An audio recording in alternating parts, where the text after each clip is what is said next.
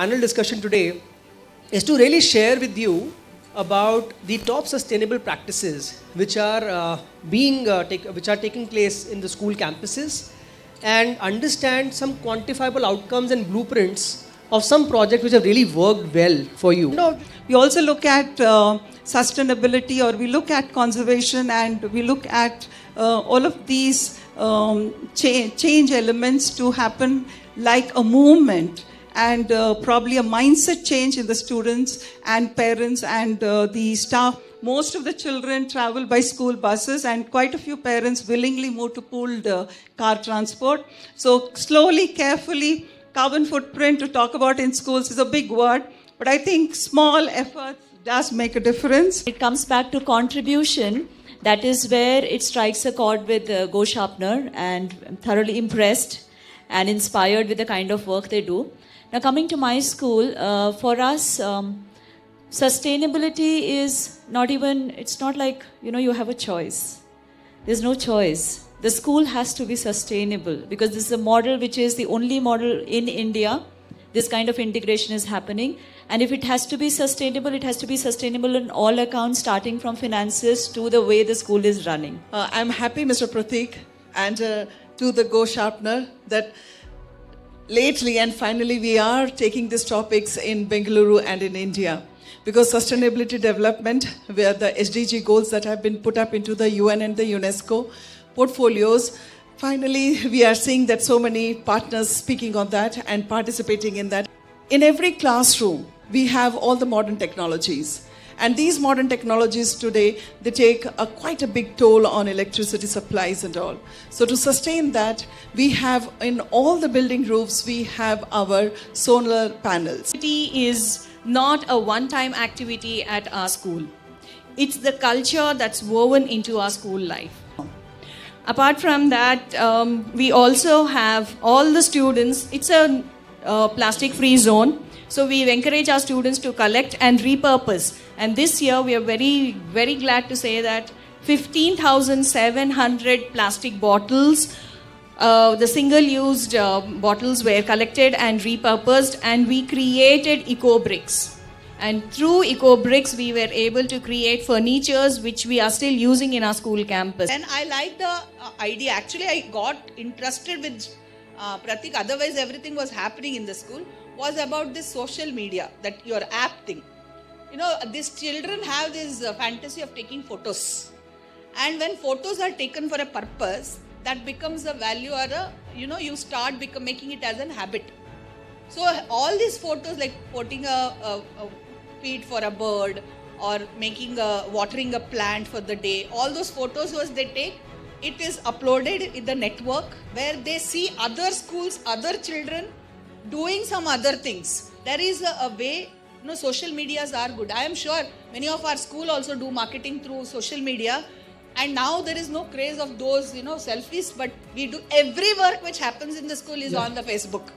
What happens in the classroom is on the Facebook, but it's good. At least we come to know what other is doing in their school, and can I also do it? And that's pretty good. I know that can be a good habit actually. Yeah, sharing should be there. And this type of app where there is no hazards or no scare, there is some public in the domain. It's only school children. I really appreciate GoSharpener. This is my second time. I'm so glad to be associated with you, and I'm enjoying the full day proceedings. In the schools, you all can have a inner thought process. Every function, we keep the bottles, 5 rupees, 10 rupees bottles on the stage for the dignitaries to drink. Once one police department, when they have invited, they asked me, "What, ma'am? What is the guarantee that glasses and water is safe? You have not kept the Bisleri bottles." And I asked, "Sir, we will have 10 to 15 or plus functions in a year. Past 20 years, at that rate, how many bottles I would have added to the neighborhood?" Because there is no picking up system at all. Otherwise, I have to create a craft work with them. Why should I do that? We have RO water. We will fill the bottles with a lid. If you want, you drink, otherwise you remain the same. I said it on the stage, on the podium.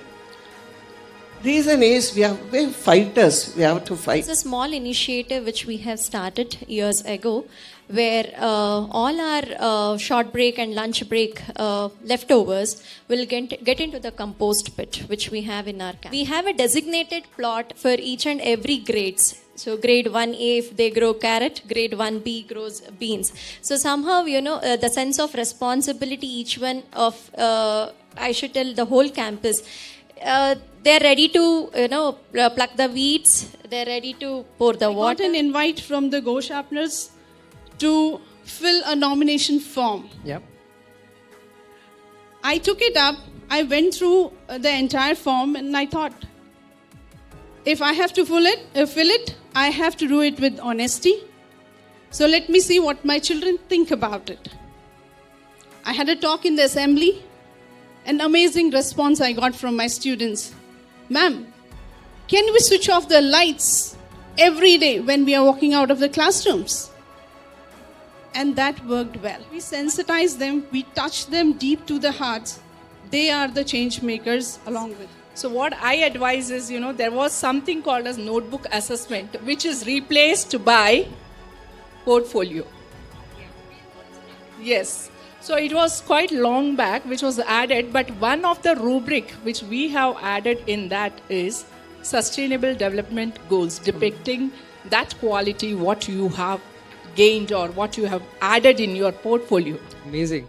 So this is the one thing, which I wanted to hear since morning, because I feel whatever we do should be accountable. So we did have the animatronic Ellie visit our campus, and the effects of it has been resounding, and I could even quote children come back and talk to me about the Ellie who had a story to tell to them.